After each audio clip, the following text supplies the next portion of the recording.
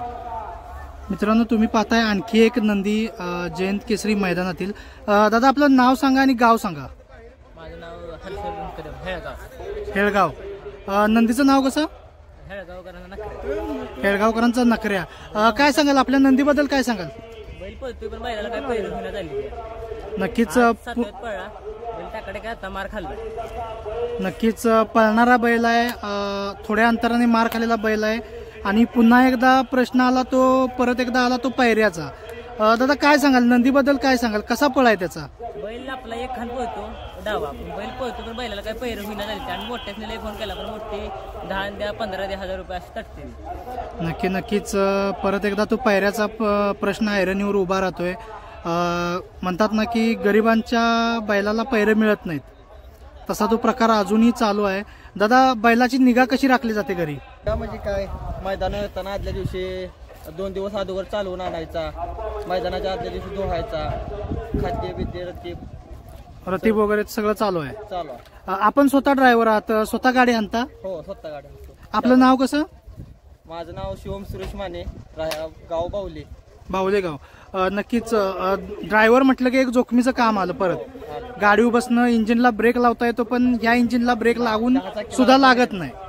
काय सांगाल या नादाबद्दल, काय सांगाल? तुमच्या ड्रायव्हर हा जो अनुभव आहे त्याच्याबद्दल काय सांगाल? ड्रायव्हर अनुभव म्हणजे काय, पैऱ्यामुळेच माघार राहते। आपण ड्रायव्हर असलो तरी आपल्याशी पण कोण पैऱ्या देत नाही, तो विषय आहे, पैऱ्याचाच विषय। नक्कीच पायऱ्याचा विषय हा कायम रेंगाळत राहणारच आहे।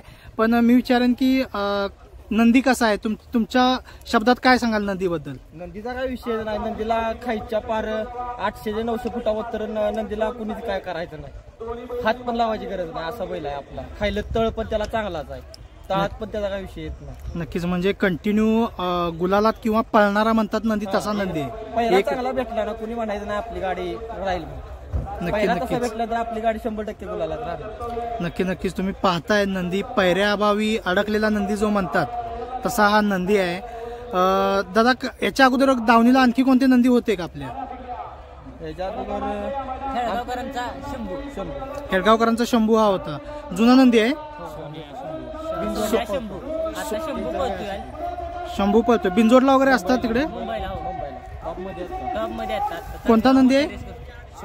शंभू। आणि सोन्याच्या गाड्या शिकला, सोन्याचा गुरु, हेळगावकरांचा।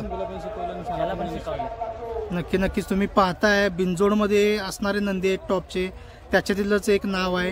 दादा आणखी काय सांगाल, जुनी एखादी आठवण, चांगलं मैदान कुठलं केलेलं? मुरबाड एक्सप्रेस वर पळाला होता।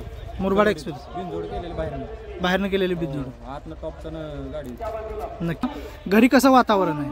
पोरं नव्हती सगळी गोट्यावर, सकाळी पोरं असतो की बाहेर त्याला सोय 2 ठिकाणी बांधायची, 2 ठिकाणी बांधायची सोय केलेली आहे। नक्कीच दादा आपलं नाव कसं? सागर सूर्यवंशी। सांगा काय सांगाल, आपण काय सांगाल नंदीबद्दल?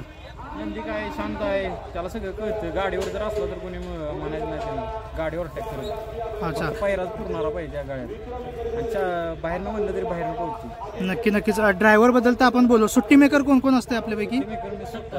स्वतः आपण सुट्टी मेकर आहात, म्हणजे एक जोखमीचं आणि जबाबदारीचं काम आहे। काय सांगाल आपल्या त्या जबाबदारीबद्दल?